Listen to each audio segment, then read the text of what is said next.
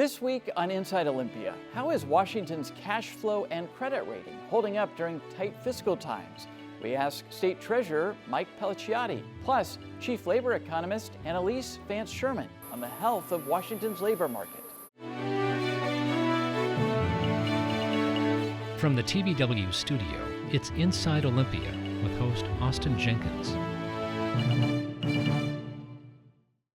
Welcome to Inside Olympia. This week we are taking a deep dive into the economic and fiscal health of Washington State. In our second half, we will talk with the state's chief labor economist about warning signs when it comes to the labor market.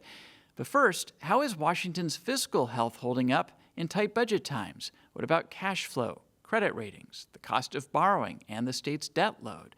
Joining me now is Washington State Treasurer Mike Pellicciotti. Welcome back to the program. Good to see you. Austin, I can't believe it's been a year. It's good to see you again. And we often have the hour. This week we have half the show, so we're going to have to move quickly. But it is the start of a legislative session. These are tight fiscal times. There's also a lot of pressure from the federal administration in terms of money being potentially pulled back from the state. You deliver a message to legislators at the beginning of a legislative session. What's your message this year for 2026? Well, our message is to be consistent and continue to do what the legislature has been doing, which is generally to follow the Treasurer's Office recommendations. We give very clear recommendations at the start of each legislative session related to appropriate reserves, appropriate debt load, as well as maintaining full funding of our pensions. When the legislature does that, we maintain our good financial health. We've had Moody's maintain a AAA credit rating for us. It's allowed for us to refinance existing debt, where we've saved over $878 million of new net value savings just since 2021. And we've generated interest as a result of the funds that we've managed. So all those things, when they're working the right way, make a big difference. And U.S. News & World Report, for the second consecutive year now, has rated Washington State #1 in the nation for long-term fiscal stability. But that only continues if the legislature passes budgets following our recommendations. In a situation like this, where they're coming back in a year two of a two-year budget, the budget is out of whack. There doesn't seem to necessarily be a lot of appetite to raise additional new taxes, notwithstanding the proposed so-called millionaire's tax, which may pass, but that wouldn't start kicking off revenue for several years down the road. What are the concerns you would have? What are the things you don't want them to do? Well, I don't want to take door number 3, right? The two options are you have new revenue or you make cuts. That's how you balance budgets. Door number 3, accounting gimmicks, rating reserves in a way in which they're not able to be replenished. Things like that are the steps that lead to a less strong financial footing. And we're in a situation where we need to maintain our financial strength. I think when I met with you last year, I talked about how since August of 2024, our office has been preparing for the possibility of federal dollars being withheld from the federal government. I'm very proud of the work of our office, and we've had great partnership with the HCA, with the Healthcare Authority. And the new director there has been a great partner in making sure that we do everything we need to insulate ourselves so we can maintain our state sovereignty. And it's part of the reason why you haven't seen any special sessions called. The money's being withheld. The Attorney General does a good job in being successful with those lawsuits, but we're prepared, and it doesn't impact our ability to pay our bills and things like that. And that's through strong preparation and maintaining our strong financial strength. So, as you said, you don't want the legislature to go through door number 3. That said, Governor Ferguson did issue a budget proposal in December, which is what legislators will work off of. They'll design and build their own budgets. But for instance, he does propose dipping into the state's rainy day fund, which I guess he can do based on sort of the economic circumstances we're in. But is that a good idea? Well, it is risky. I'll start with that. But what I will say is, ever since I've been treasurer, every governor has proposed using the rainy day fund to balance their proposed budget. Our office, through the professional staff of our office, makes recommendations at the start of each legislative session, and we present that to the legislature. I've been very clear that any reduction of our reserves right now is risky. We are now we have the lowest reserve level of any state in the country right now, the lowest out of all 50 states. So there are risks. There are risks related to liquidity. There are risks related to federal coercion, and there are risks related to our credit rating. And I have very clearly communicated those risks to the legislature as they consider these issues. Now, what I will say is this time last year, when the legislature was considering full elimination of the reserves to help balance the budget, I articulated the risks of the big, beautiful bill being one of those scenarios that might require reserves to meet certain expectations. And I think what's been proposed from the governor actually addresses one of those aspects related to the cost being passed to the states to continue to operate on Medicaid services. What I'm absolutely clear to the legislature on is if there is any reduction of reserves, it must be immediately replenished. It's not a budget fix, it's one-time money. And that's critical not just to our credit, but maintaining our strong financial health. Is there anything else that you saw in the governor's proposed budget along those lines that would raise a warning flag or concern for you? Well, that's why we make our recommendations. Our recommendations, we don't pick apart legislative budgets or governor's budgets, because I don't want to also adopt things within that because we don't mention it. Yeah. We are very narrow in terms of our 3 recommendations. They relate to reserves, they relate to debt load, and they relate to pension funding. When those recommendations are met, we maintain our good credit ratings, and we also maintain our strong financial health. When they aren't met, that's when I start getting concerns, and that's why we're having discussions around reserves right now. You've been pretty vocal about some of what's happening at the federal level, and let's start with the president's attempts to leverage more control of the Fed. And you've responded to that. You've, in fact, put out a recent statement, and I'm curious on 2 fronts. One, what is your view of that, and why have you felt compelled to weigh in as a state treasurer? Well, because that has an impact to our state. We rely, as the United States, on an independent Federal Reserve. The world relies on the confidence that they have in American monetary policy based on an independent Federal Reserve. The actions taken by the president undermine confidence in the Federal Reserve. It is very concerning. When you couple that with the reckless actions coming from this administration related to tariffs, related to just the instability that takes place. And for folks who don't know, I mean, the whole idea is you have a Fed that is setting interest rates based on short-term interest rates, based on the needs of the economy. If you start playing politics with that, the Fed can lower interest rates and people won't believe it. And if people don't believe it, then those interest rates aren't able to change. I mean, it's a foundational component and will just lead to more inflation. I mean, we're already seeing incredible inflation. I think when I met with you, it was probably almost 4 years ago, I started raising concerns related to inflation that was going to be taking place during the previous presidential administration. We are seeing warning signs now related to additional inflation taking place with this administration through different actions. Mm-hmm. And ultimately, those who are left paying the price for that inflation are folks who can least afford it, which are just working class folks who are paying the bills on that. Can you appreciate his frustration that the Fed hasn't lowered interest rates more quickly? Well, his frustration is based on policies and economic failures that he's created. I mean, you can't create these economic problems through tariffs and then turn around and also want lower interest rates and assume that everything's going to work great. He's creating an inflationary environment. And I think the concern is, of course, everyone would want low interest rates. Everyone wants free money. But that money, there's no free money. Everything has a trade-off, and the interest rates help determine what that is.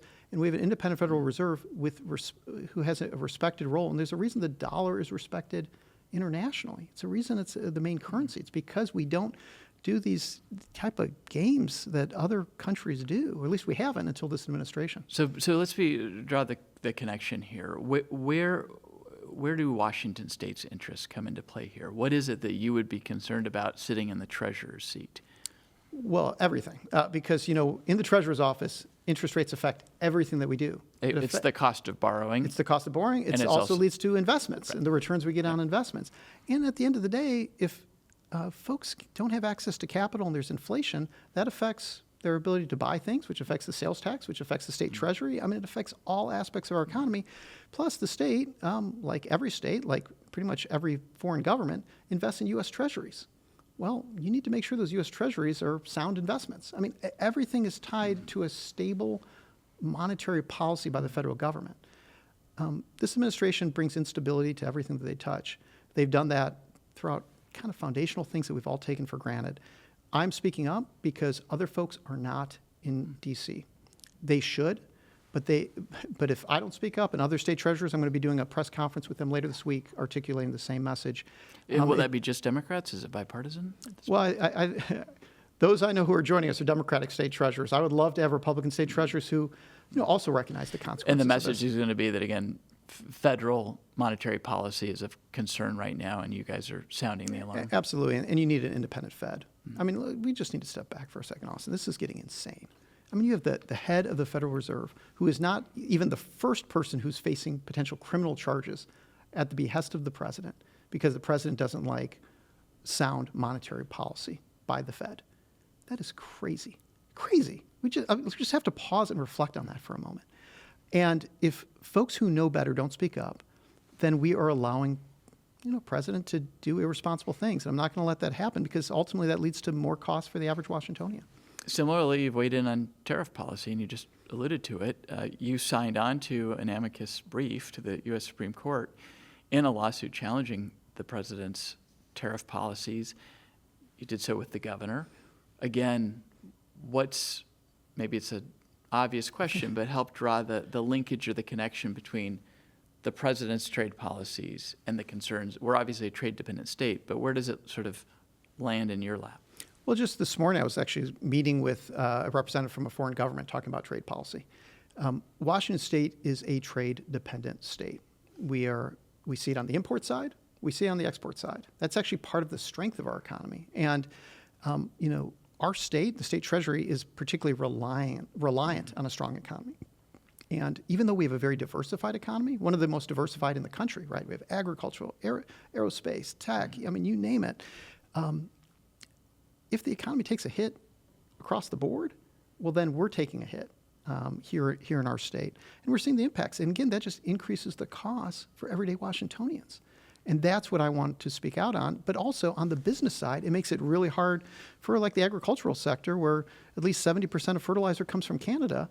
Well, they're relying on good prices, because otherwise that increases the cost of production. And margins are already thin enough in the agricultural industry. It affects all aspects of our economy. We mentioned credit ratings a short while ago. We still have very solid credit ratings. How solid are those ratings versus how in jeopardy might those ratings be? And this kind of goes back to the original line of questioning around the legislature and the governor and their budgeting policy. But when you are kind of watching, engaging how the credit rating entities are looking at us, what's that story? Well, I would start by saying... Especially because you mentioned that we have the lowest reserves in the country right now. And I will say one of the reasons we're able to have one of the lowest reserves and yet still have very strong credit ratings is in part because we do four-year budgeting. We're the only state that does four-year budgeting. Although the governor's four-year budget doesn't balance. It's part of why I've communicated to the legislature the importance of that four-year budget in making sure that if there is any drawdown in reserves, that within that plan, the plan of that 4 years, that money can be returned or increased back up. And that is one of the advantages.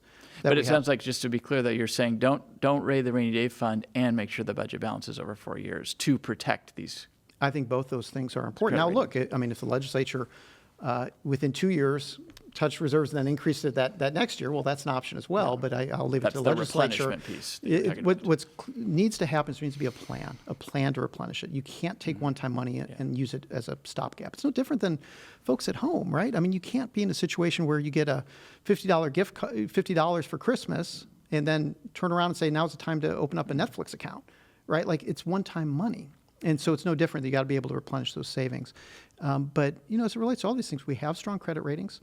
If the legislature continues to follow our recommendations, I'm confident we will maintain those so long as the overall economy doesn't take a hit, which is why I've been so forceful in joining with the governor in this litigation effort at the U.S. Supreme Court, because tariffs have the potential to take a hit to the overall economy, which could also affect our credit ratings and is already having some material impact. So at this point, in terms of credit ratings, short term, we've got some stability. Long term, you have some concerns, it sounds like. Well, what I would say is credit ratings indicate the long term, right? So if your credit ratings are strong now, you have long-term strength.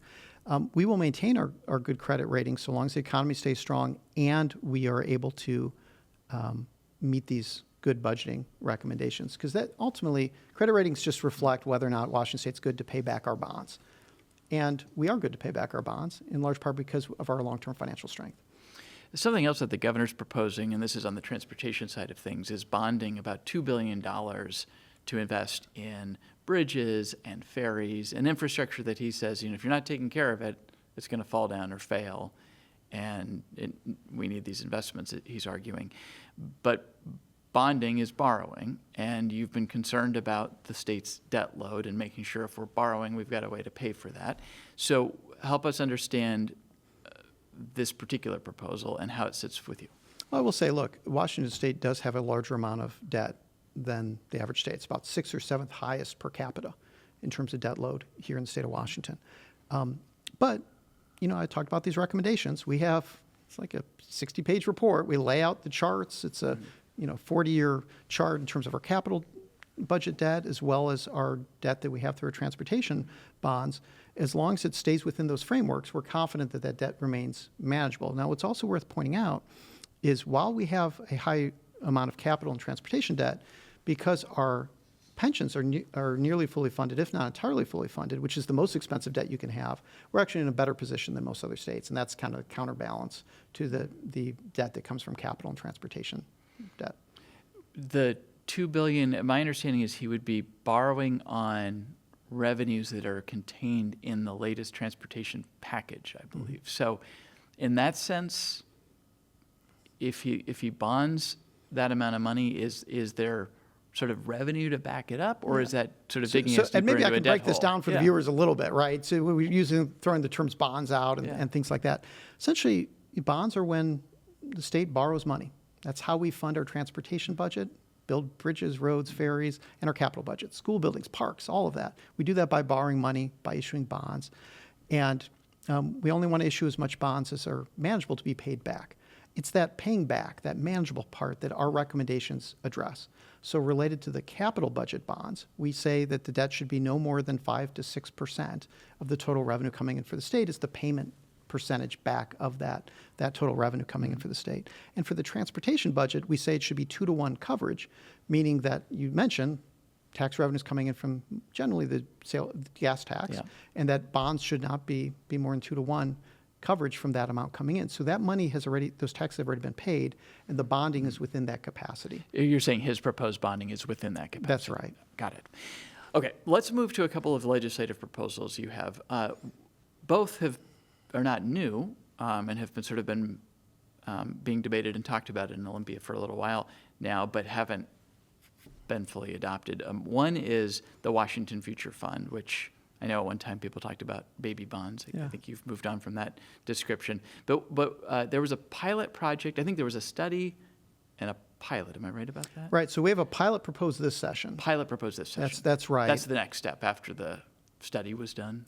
Right. Exactly. That's exactly right. And one of the things we're actually working with the legislature, because look, it's not lost on me in terms of the challenges related to this budget cycle. So what we've actually done is we've actually started working with the nonprofit space to find ways to fund that without tax dollars to kind of do that pilot project related to it. So that's one of the things that we'll be proposing this year is to kind of show the success of baby bonds or this Washington Future Fund to meet and address the wealth gap. But we'll be hopefully doing so without any public dollars, and we'll show its success, and that's the plan related to that. Remind us of how this program would work, what the vision is. Well, the idea is saying, hey, look, we're in a situation where we have a wealth gap in this country and in this state. And 40% of newborns now are being born pursuant to Medicaid-funded births.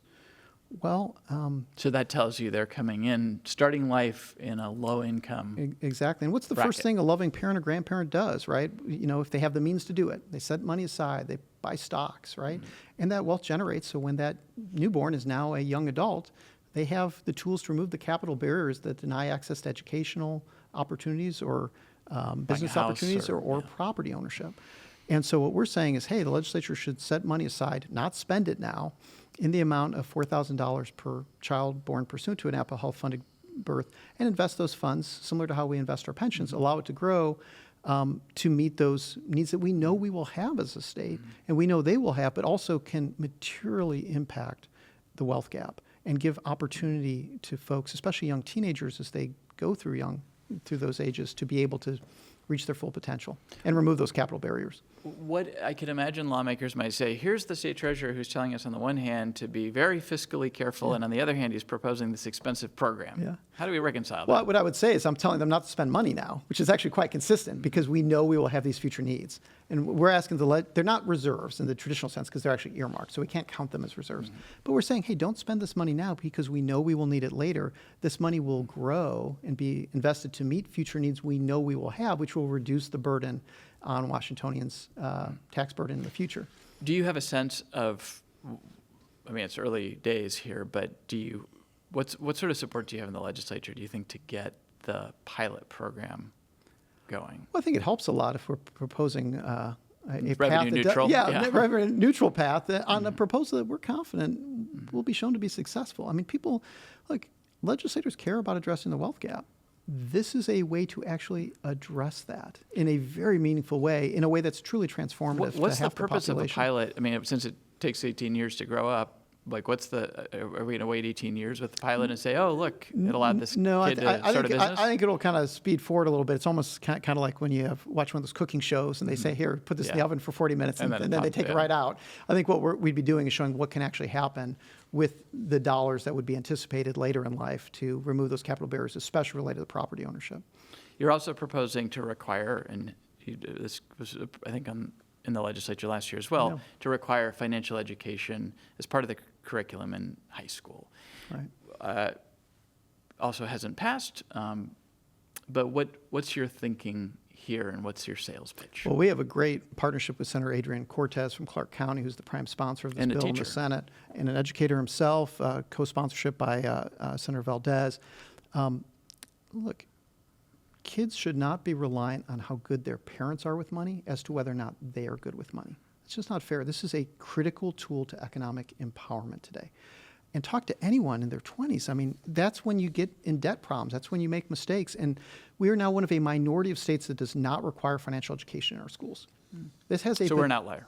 An incredible outlier. So, we have a bill. It's currently before Senator Lisa Wellman's committee. We'll see whether or not she grants a hearing for that. But I think it is absolutely critical to address what we foundationally know we need in our state, which is more economic knowledge. I think I read that sort of surveys show that high schoolers often don't know sort of very basic terminology. Can you think of sort of examples of where this gap in knowledge is manifesting? Or I've been to each of our 39 counties. I've spoken to tens of thousands of Washingtonians. I mean, everyone I talk to feels like they need to know more about financial education. I mean, we do training in our office on financial education for seniors, for veterans, for elementary school students, for high school students, you name it. But what I came to realize is there needs to be a foundational understanding, a baseline understanding when someone graduates high school. We can't teach everyone in our office. And this is a way to do this. And we've done it in a way to fit within a thing called the Future Ready process, which is taking place next year. And we can do so without any additional cost to make sure it's included as part of that curriculum. What's the pushback that you've heard or gotten? Well, I think I think folks before were raising questions as to whether it'd be additional cost in terms of the reporting process. By working with superintendents across the state over the last several months, our office has integrated this in the Future Ready process, which is something the State Board of Education is considering, and we are confident will not have any additional cost. And at this point, I don't think there is a good answer. When I'm talking to a 17-year-old. And they feel like adults are letting them down. They don't understand why this is not being taught. And I can't explain, I will not have a good answer for that 17-year-old why this hasn't passed if it doesn't pass this year. Just a couple minutes left. You are, in your role as state treasurer, sit on the state investment board. You have been kind of a lone critic on that investment board about the extent to which we're leveraged and invested in private equity. You've had some concerns about sort of public records and what's available for people to scrutinize in terms of the investment board's activities. Where does that bring us up to date, or up to speed, and sort of where those conversations stand as somebody who's come in and said, I'm not 100% comfortable with how the investment board operates? Well, I feel like sometimes the only time this has come up is actually when I've been interviewing with you. Yes, right. I will say, look, I'm not speaking on behalf of the state investment board here, and I cannot. But I will say, you and I have had these conversations now annually, and I think we started talking about this 4 years ago in terms of those concerns. I've done everything in my power to make sure we de-risk our pension investments. We should take pride in how well managed this has been in past years. in that we now have one of the, if not the best funded pension in the country. This would be the time to de-risk those investments. There was a vote that took place at the end of last calendar year. You're right, I was the only no vote related to the votes related to those allocations. I'll abide by the decisions made by the board related to that, but within the ranges that have been set, I'm going to continue to advocate that it be as low as possible because I believe it creates unnecessary risk. And if there is a market correction, Washington State would disproportionately bear the brunt of that market impact because of our what I believe to be an overexposure to private equity and public equity as well at this point. In that sense, is this a little bit like if you have your own personal retirement and you're sort of aggressively invested and you're sort of weighing whether you're too aggressive? Is that, right. Is that the analogy? Yeah, the idea is, think of it. Once you reach your goal, maybe you shouldn't be needing to put as much of that on the table as gamble in order to meet future potential. If you were underfunded, I would understand why you'd want to reach high investment returns.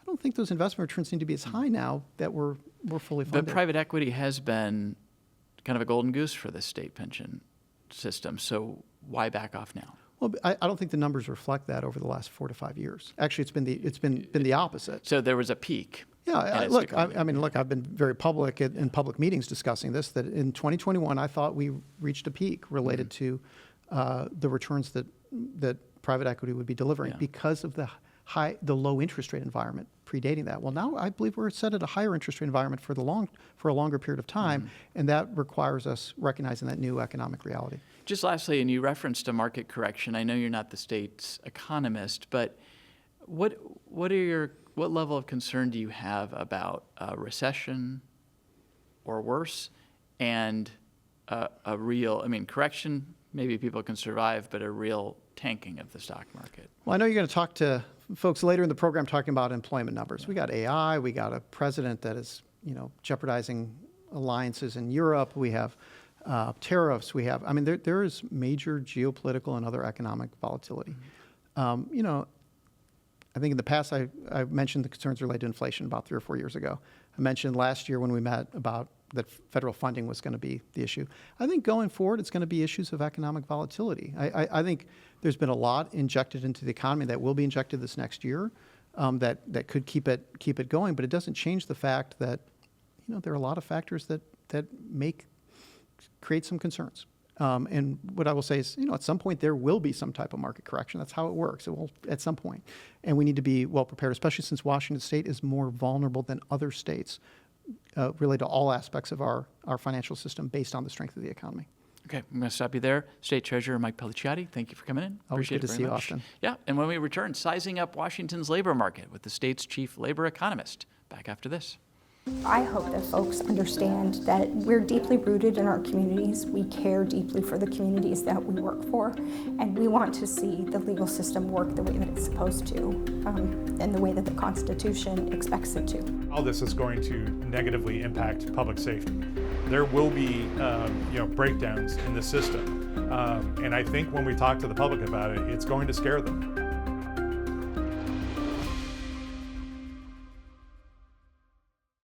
Welcome back to Inside Olympia. How is AI changing the job market? What sectors of the economy are hiring and which ones are contracting? Joining me now to discuss this and more is the state's chief labor economist, Anneliese Vance-Sherman. Welcome to the program. Nice to have you on Inside Olympia. Thank you. Glad to be here. Your first appearance. We wanted to talk to you because it seems like there's so much sort of tumult right now in the economy, but in particular in the labor market. We're enjoying relatively low unemployment, but we're hearing nonetheless about mass layoffs. We're hearing about college kids having a hard time finding a job. We're hearing about how AI is potentially changing both the sort of hiring equation for employers, but also just the future of work. So as we sit here, at the beginning of 2026, new legislative session, kind of a disruptive time generally, how are you, just big picture, 30,000-foot view, looking at the labor market in our state in particular? What's the story that's emerging? There are a number of different stories emerging. I think one of the stories that you mentioned has to do with the question of a really stable unemployment rate. We've been in the low to mid 4% range since 2022. It really hasn't moved very much. We actually saw it increase barely to 4.6% in this last employment report. But for the most part, it's been very steady. And a lot of that has to do with things that, with some dynamics that go beyond the last few years. And specifically, I'm thinking about the size of the labor force. That's the number of people who either have a job or are actively seeking employment has been dropping since the early 2000s. A lot of this a reflection of people retiring, stepping out of the labor force. And would this be to some extent because of the baby boomers? Yes. Sort of phasing it, kind of hitting that retirement age and phasing out. Absolutely. I mean, when we look at the baby boomer generation, it's not only a very large generation, it's also a generation that brought a lot of women into the labor force, brought a lot of equal opportunity laws, escorting people into the labor force. So we saw a tremendous amount of labor force growth through the 70s, 80s, 90s. And then as they started to retire, we've seen the labor force itself decrease a little bit. And so when we're looking at the unemployment rate, one of the things that's happening is that the denominator, the portion of people who either have a job or are actively seeking employment, is decreasing. So what this ends up meaning in practice is that job seekers have less competition when they're looking for work. So that has the effect of keeping the unemployment rate relatively steady in the last few years. So is there something then, because we tend to lock in on the unemployment rate and sort of use that as the chief barometer for the health of the labor market, but again, part of why we brought you on the program is because it seems like there's more to the story. And so maybe the follow-on question is, well, what are some other indicators, whether they're kind of numeric in nature or something else, that start to tell maybe a more complex story? Because on the one hand, if the denominator is smaller and the competition for jobs is less, well, everybody who wants a job should have one, and they should be feeling pretty confident. But what I'm hearing is people feel quite unsure if they're going to keep the job they have today, if they're unemployed, if they'll find another job. And again, things feel very kind of unmoored right now. I think you're absolutely right that we put a lot of value and a lot of meaning around the unemployment rate that it doesn't necessarily directly provide for us. Really, what it tells us is the portion of the labor force that is actively seeking employment.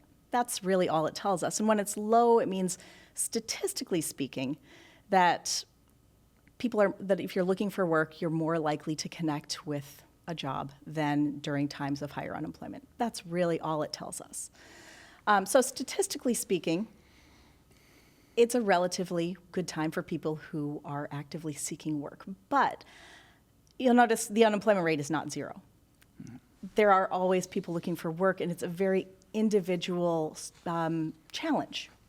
And I think that's really important to always recognize that the unemployment rate does not reach zero. We do have a lot of challenges that individuals are facing, that families are facing, and that there are a lot of shifts that occur underneath the surface as far as who is looking for work, what are the circumstances that surround their job search, which industries are being impacted. And so we do see a number of different shifts occurring, but the unemployment rate alone doesn't really tell us that. In order to understand that better, we have to turn to some of our other metrics, including the payroll employment numbers. So these are when we're interviewing employers and asking, how many employees do you have? What does your employment situation look like now compared to last month, compared to last year? This gives us a little bit of a way to segment and understand to a greater extent which industries are being impacted, which workers, and by extension, which workers are likely to be showing up unemployed. What does that denominator look like? What are you hearing from employers about the number of people they have on payroll, what they anticipate having in the future? Are they shrinking, expanding? And I realize it's going to vary from industry to industry, but is there sort of a general story that emerges there? Yeah. One of the things that we're seeing kind of parallel to this flattened unemployment rate is a flattening job market. When we're looking at the number of jobs in Washington state, we saw, of course, a huge increase in the number of jobs in 2021 and 2022, but this is artificial in a way. This is following this severe and sudden job losses in 2020. Related to COVID, yeah. Exactly. And so that's been slowing down in 2023 and 2024. And in 2025, we've more or less seen it just come to a stop. We're seeing small increases or decreases every month. And when we look at the over the year numbers, really very little difference from zero. The last employment report, we had an increase of 1,500 jobs, which amounts to about 0.04% increase over the year. So essentially no change. And that's really the story that we've been seeing through 2025. Beneath the surface, we've been seeing a little bit of shuffling as far as which industries are impacted and showing up as in the black or in the red in terms of that year-over-year comparison. Well, what are some bright spots and what are some concerning spots? Well, I'd say the brightest spot is healthcare. We continue to see the highest job growth showing up in our healthcare sector as a whole. This doesn't mean there are not struggles. There are certainly a number of different challenges, but this is a sector that continues to show a tremendous amount of growth in Washington state, as well as the nation. That's really been our biggest and most consistent bright spot when we're looking at industry employment in Washington. We've also seen an increase in transportation and warehousing. Part of this is an artifact of Washington's legislature bringing in rideshare workers as being counted as employed, being counted as employees as opposed to independent contractors. So we've seen a little bit of a boost both from that particular policy adjustment, but also in terms of just seeing, we shop differently. We've been seeing a lot of activity with There's an Amazon truck in every neighborhood 3 times a day, right? What about another sort of indicator that often makes headlines, which is when a company announces a large layoff, and Microsoft is an example recently. And that's also the kind of thing that makes people nervous. That what's going on? Why are these, major employers in our state suddenly cutting lots of people and not doing it once, but maybe doing it twice or 3 times? How should we be factoring in, and there's a term for this, these WARN notices, what we're seeing in terms of larger scale layoffs? I guess one thing to keep in mind when you're looking at WARN notices is that, if you're looking for a red car, you're going to see all of the red cars. Right now, there's a lot of economic uncertainty, and we are looking for those signals that are going to help us understand a little bit more about what's happening. And one of the things that really has shown up, and you mentioned Microsoft, we've seen a lot of large WARN notices starting in about October 2022, particularly from the tech sector, that were large and very noteworthy. And so they grab everybody's attention. And we are seeing, when we look at our information sector, this is one of the sectors that has been declining in terms of employment since 2022. And it's been such a workhorse. It has, and especially when you're looking at the Seattle area, it's one of our driving industries. So it's very concerning. But I guess focusing a little bit on the WARN notices, we've actually been seeing a larger number of WARN notices. And again, when you're looking for them, you're going to see them, and then you see that they're coming through in greater numbers lately. Part of that is a result of a change in Washington state. So the WARN Act is federal, but Washington added a little bit of a nuance to it in terms of the enforcement, asking that employers that have 50 or fewer, I believe it's 50 or more employees, that they file WARN notices. So this brings that threshold down a bit, and also have requested that seasonal layoffs also be reported. So we're seeing an influx of reports from various sectors, including agriculture, that we hadn't necessarily seen before. So it might be, to some extent at least, while these Microsoft warn notices are real and the layoffs are real, there's also some reporting requirements that have changed that may be sort of adding to the volume.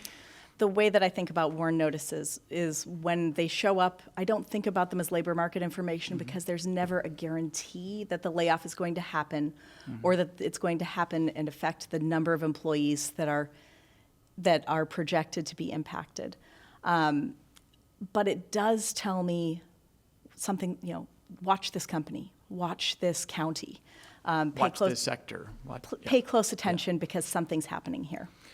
So we've talked about the unemployment rate. We've talked about the employer kind of hiring rate or the payroll numbers. We've talked about the warn notices. What's another leading indicator that you're using to try to make sense of this kind of fractured, maybe murky labor environment we're in? Well, I think one of the challenges when looking at the labor market is that inherently all of our indicators are lagging. So, for example, when we had the federal shutdown, we weren't even able to, I'll correct that, the Bureau of Labor Statistics and therefore us, because we are in a partnership with BLS, missed a month. October labor force data are not publishable because we weren't able to collect that information. So inherently, we're always looking a little bit in the mirror. And usually we're looking about 3 weeks behind in the mirror. But that's something that I think is really important to note. When we're looking at labor statistics, we're always a little bit lagging behind. Now, that said, and I think especially during COVID, this became really relevant. We also have one set of data that tells us with a weekly cadence what's going on. And so we tend to look at unemployment insurance claims as the closest we've got to a leading indicator. Or an early warning. So what are those trend lines? Overall, when we're looking at our unemployment insurance numbers, we are seeing an increase. It's been a fairly steady increase, but we are at, it's been increasing consistently since reaching bottom in about 2022. So that has been climbing. And it's a small enough, these are small enough numbers that I wouldn't generalize them to the economy in general, but they do tell us that there's a specific economic stress that is impacting Washingtonians. Have we diagnosed what that stress is? Or when you put these numbers together, do you have any theories about what's going on? We can match them up against the against our broader payroll numbers and be able to kind of see some of what's going on. But I think there are some sectors that tend to get overcounted and some sectors that tend to get undercounted when we're using that as an indicator. For example, we know and that the information sector and a lot of tech jobs have been impacted to a greater extent than we're used to in the past couple years. They are showing up in larger numbers in our unemployment insurance claims. However, they aren't necessarily showing up in, we're not necessarily capturing every layoff. Indeed, most people, if they get laid off, let me back that up. For the most part, some people end up entering into the unemployment insurance system, but a lot of people that are unemployed are never counted in the unemployment insurance system for reasons ranging from they perhaps were not laid off and therefore are ineligible to participate. They may have severance pay, or they may have a job and be actively looking for work while they have a job and never go through a spell of unemployment. So I tend to think of the unemployment insurance claims data as an early indicator, but really more as kind of a stress indicator than as anything that's going to give us a clear warning per se. You've mentioned a couple of key sectors of the economy, healthcare, tech. What about aerospace, which is often thought of as a bellwether sector for this state? Manufacturing and specifically aerospace, we saw some very large, well-publicized layoffs during and shortly after the COVID pandemic. So those are sectors that are continuing to struggle. We're not really seeing a lot of growth in manufacturing. But I think it's also important to recognize when we are talking about manufacturing in Washington, aerospace is obviously the largest sector, but there are other sectors as well, including food manufacturing, where we've also been seeing some stresses recently. And then, of course, construction, housing, infrastructure, all those cranes that dot, the Seattle skyline. Now I feel like I'm interviewing the state economic forecaster, but as you're looking at the sort of labor piece there, what are we seeing in the construction and trades, for instance? When I'm looking at construction, part of what I see goes back to 2008. We saw, and that was the Great Recession. Exactly. During the Great Recession, we saw just extremely, about a 30% reduction in the construction workforce over a couple years period of time. And it took a long time to build that workforce back up, partially because the spell of unemployment was so long for a lot of workers that the workforce itself dried up. And when we think about training, that took some time to catch up. It took a while for demand to catch up. It took a while for the supply of workers to catch up. And then once it did, it really took off because in the meantime, we're a growth state in Washington. We continued to see a lot of growing industries, growing households, growing demand for the construction sector. So that really was going very well in terms of the number of jobs being added, although that has slumped in the last couple years. With the state treasurer, we talked about policies outside of the state that are impacting the state, and trade and tariffs and global exposure, kind of fit into that bucket. What's your sense of how, forces beyond our borders are affecting our job and labor market and economy? Mm-hmm. The treasurer mentioned how trade dependent we are, and we are one of the most trade dependent states, both geographically with our orientation towards Asia and having natural deep water ports, but beyond the movement of goods, we also produce. We've got a very active agriculture sector. We have aerospace.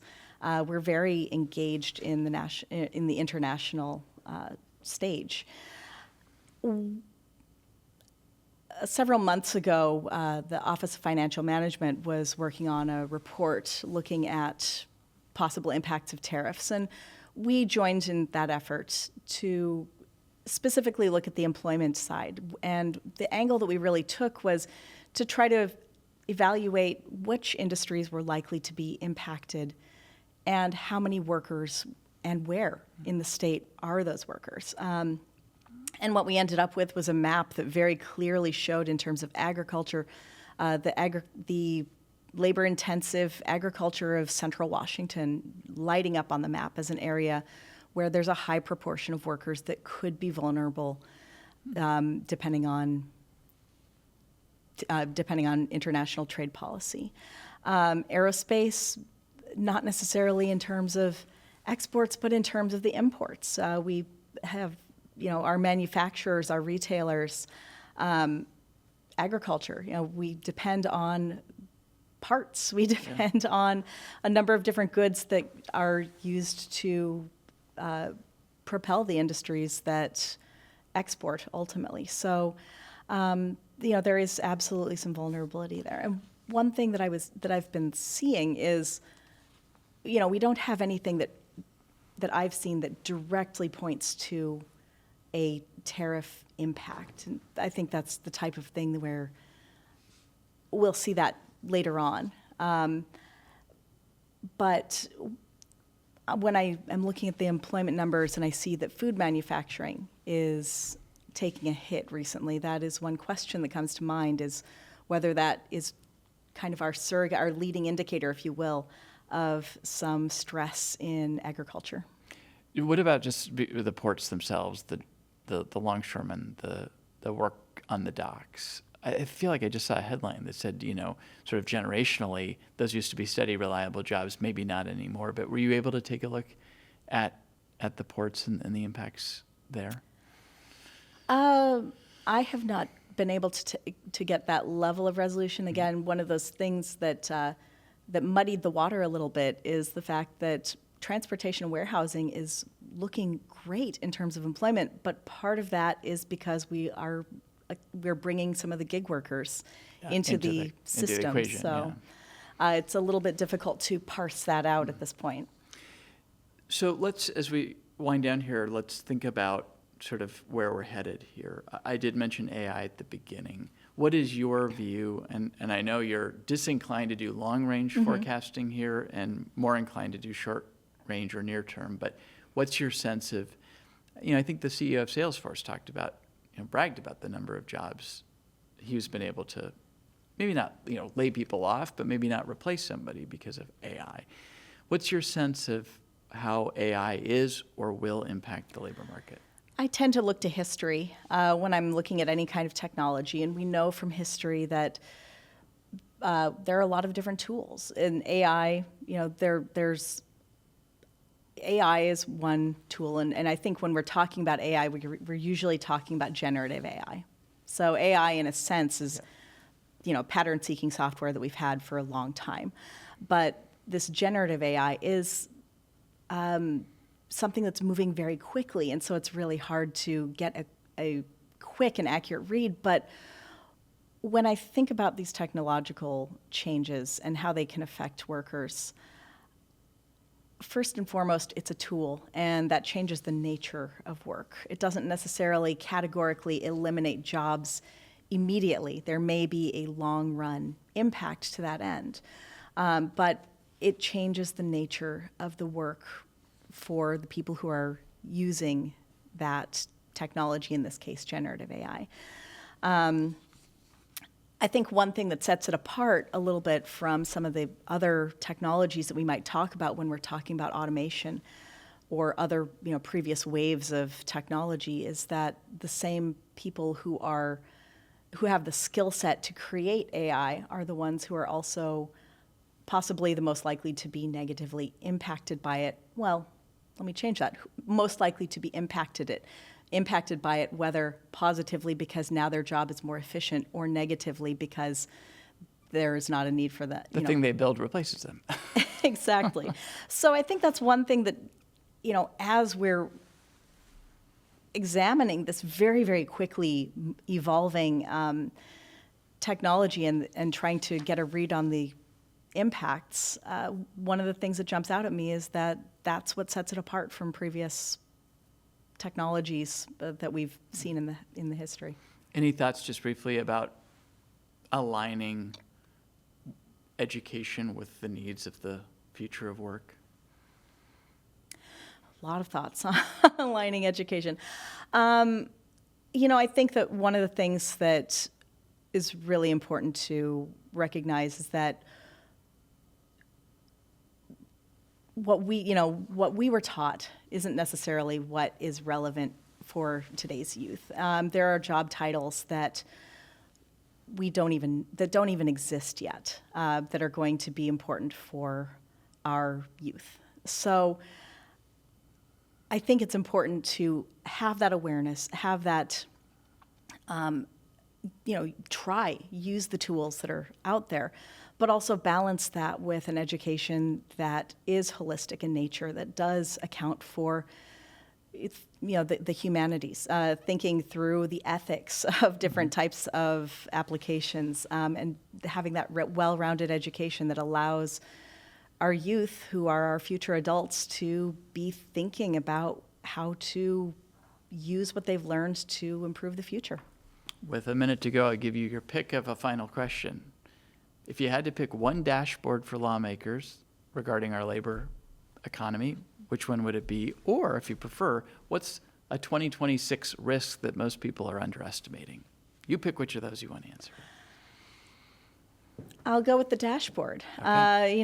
We've got a lot of different metrics coming at us, and we're, looking at a lot of different data points, and some of them are telling stories that align, and some are telling different stories. But I think it's really important to be watching the industry employment trends, because those industry employment trends are grounded in reality. They tell us the story of Washington employers and employees, and tend to be one of our most reliable data sets.